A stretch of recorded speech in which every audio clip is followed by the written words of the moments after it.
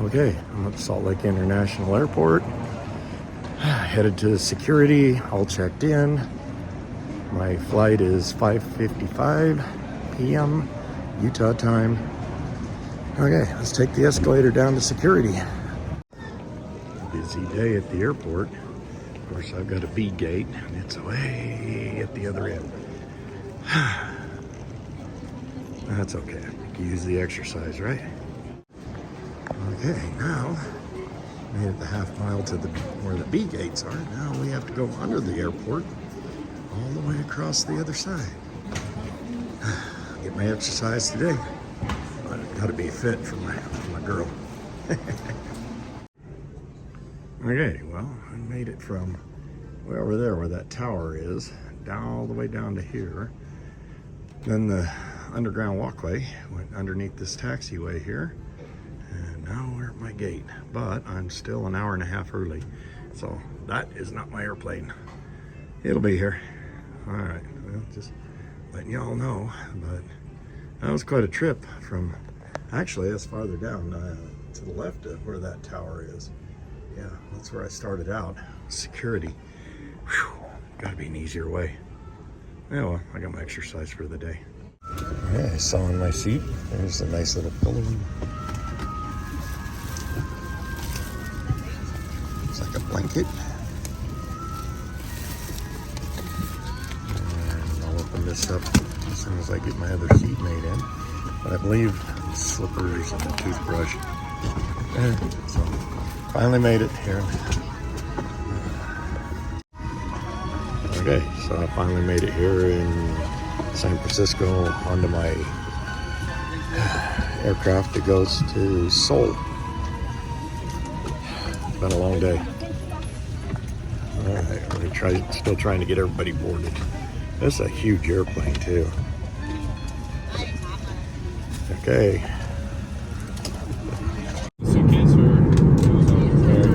And there's our meal. Beef and potatoes, I believe. Okay.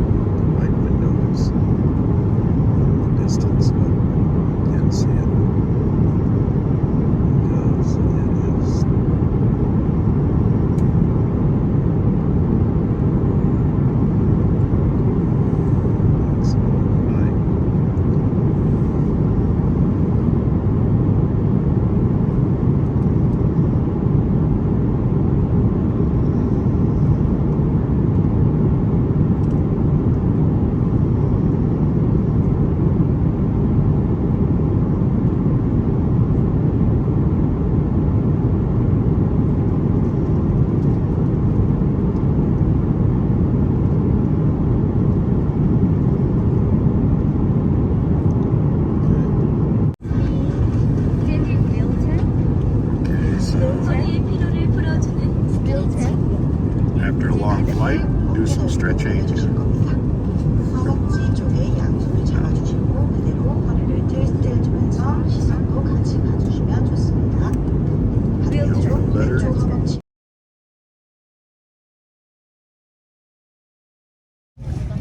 Okay, this is the last leg. Incheon to Manila. I sure hope they de-ice the plane because it's snowing here. There's some snow on the wings there. Yep. Love Korea. Actually, I really do. This is a beautiful airport here in Incheon. But they get the same kind of weather Utah gets. Okay, 4 hours? 4 hours. I believe to Manila.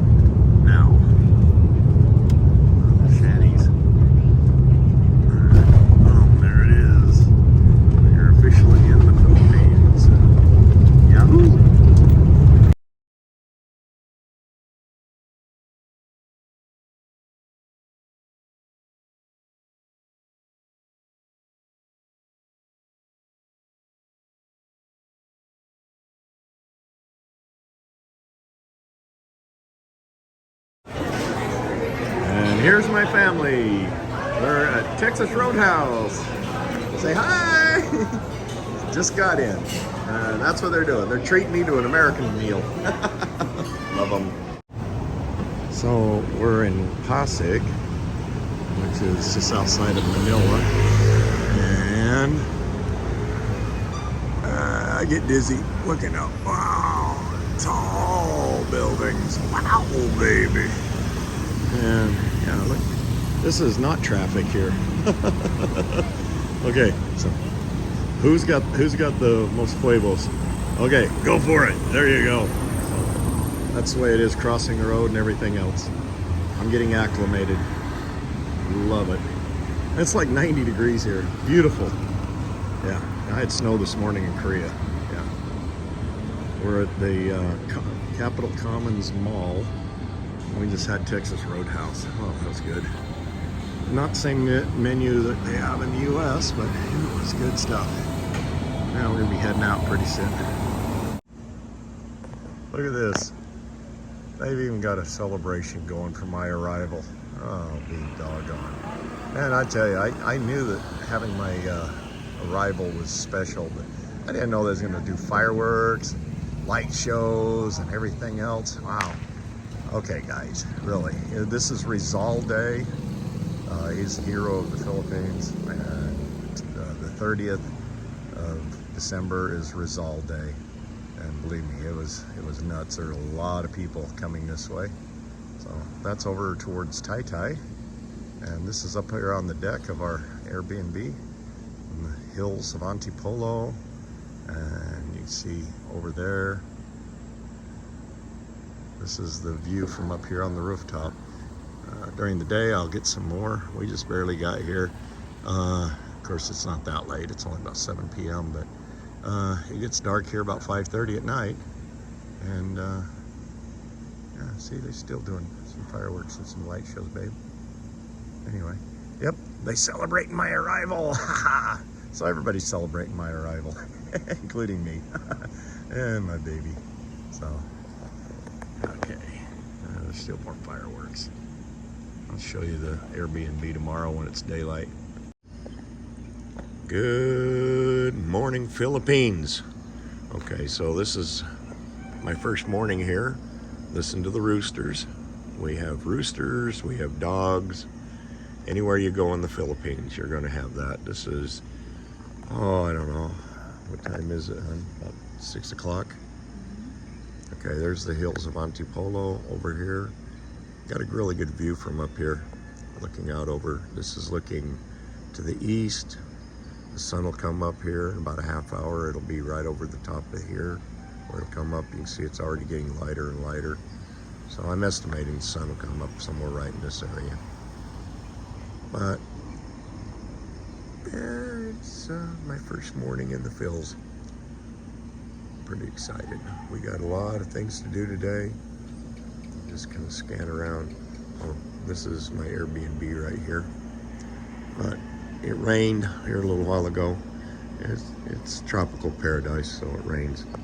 And I'll do more later. But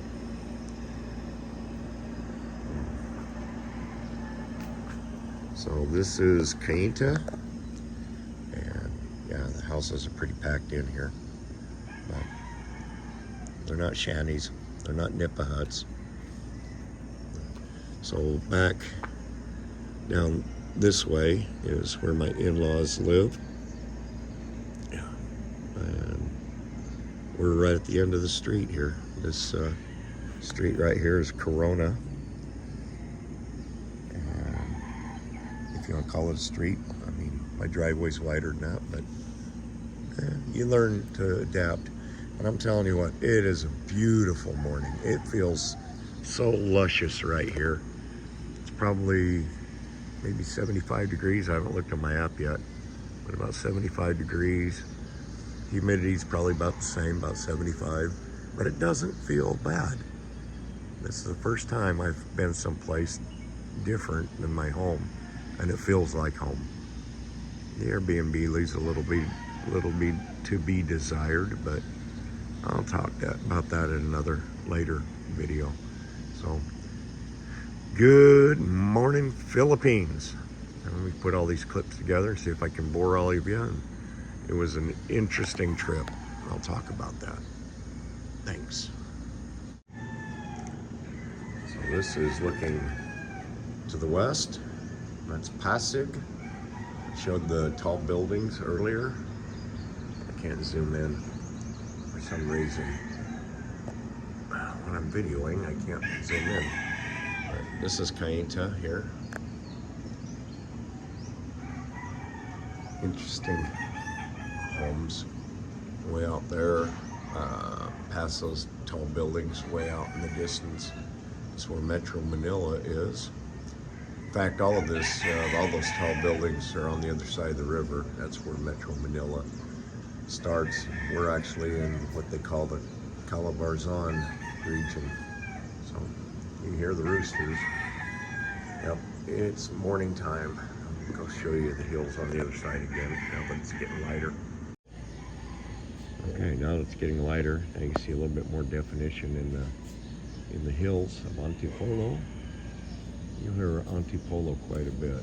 That's one of the places I'm really interested in maybe living, because there's hills. It's not all flat. Yeah, see, it's a lot closer than what it showed earlier. And the sun still hasn't made its appearance, but it will. It's okay. You see out there a little bit of rain. That's what passed through earlier this morning here. That's out by Tai.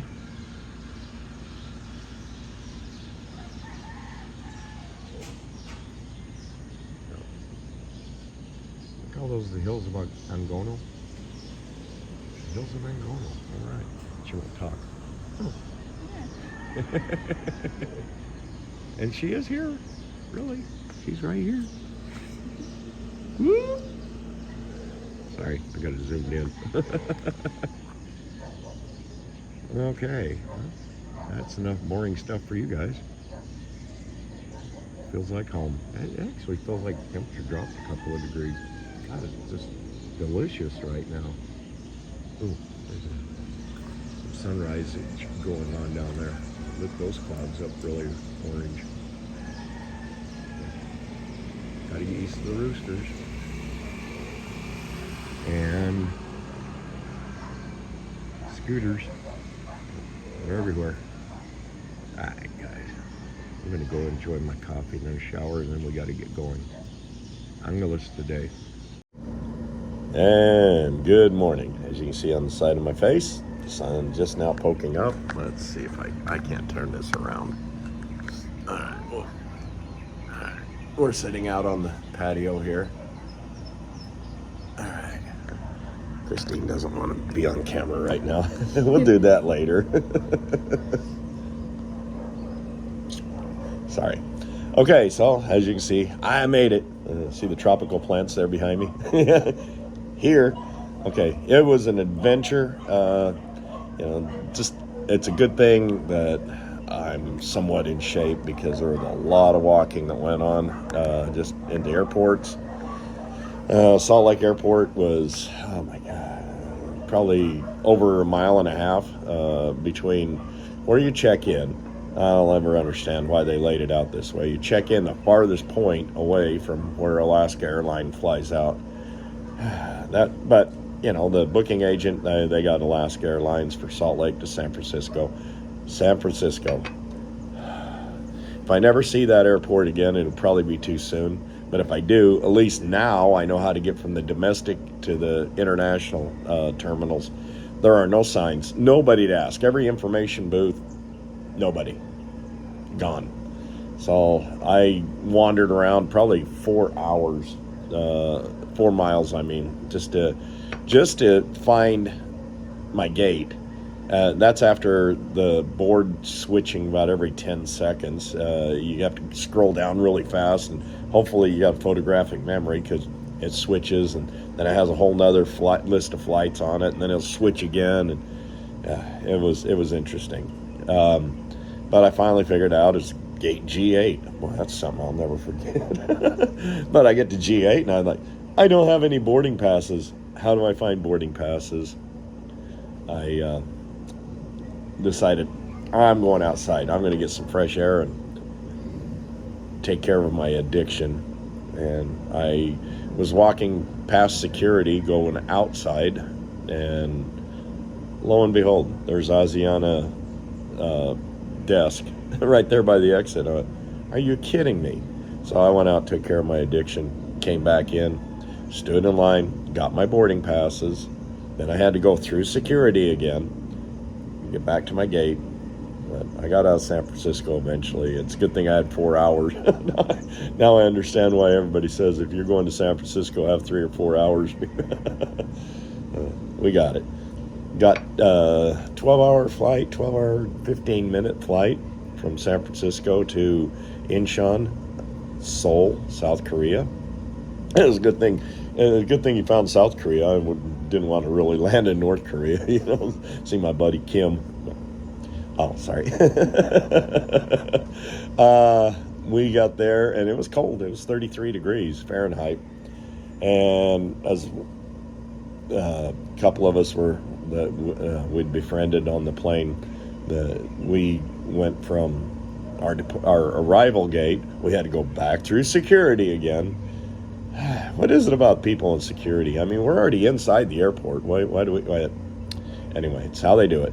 It's called the transfers lane. But we went through there, found my gate and everything, headed down to G7. But as I'm going down there, I'm looking out the windows. It's snowing. Oh, yay. In South Korea. Okay, so Korea has about the same weather as Utah. Yeah, it wasn't a big surprise.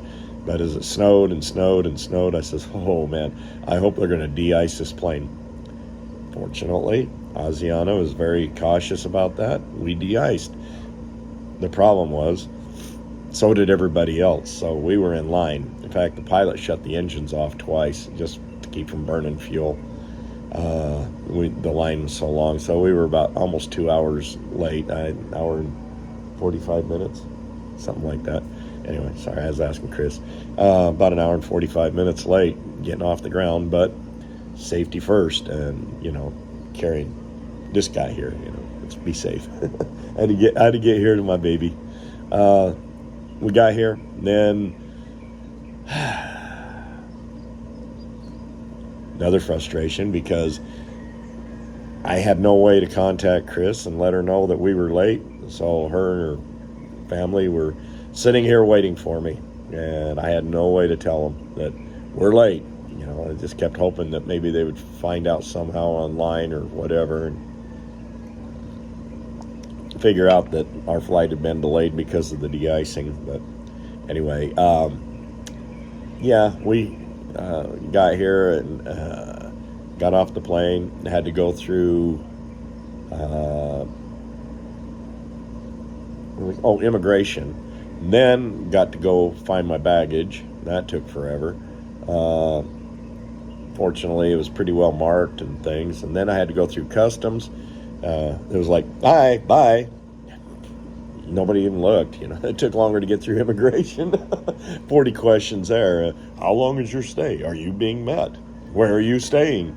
I just done all this stuff on this e-travel thing that they made me do in San Francisco. No, it was San Francisco. When I got my boarding passes, they made me fill out that e-travel thing. I didn't get a chance to use it. I asked her, I said, you want to see my e-travel thing? They give you like a QR code once you get all your information. Nope. So anyway, then I tried to find my family. There's no signs inside the airport saying where the waiting area is. And we're texting back and forth. I'm getting frustrated because I'm standing outside. It's 91 degrees.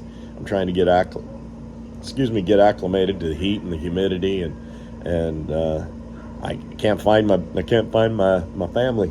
And finally, I asked a guy, and he says, "Oh yeah, go across the road and go down this ramp, and that's where the waiting area, where the meeting area is." It would have been nice if somebody would put a sign up, but I would say the biggest failure at airports, directions, signs. Okay, so I'm going to put this thing together, and hopefully it's not too boring.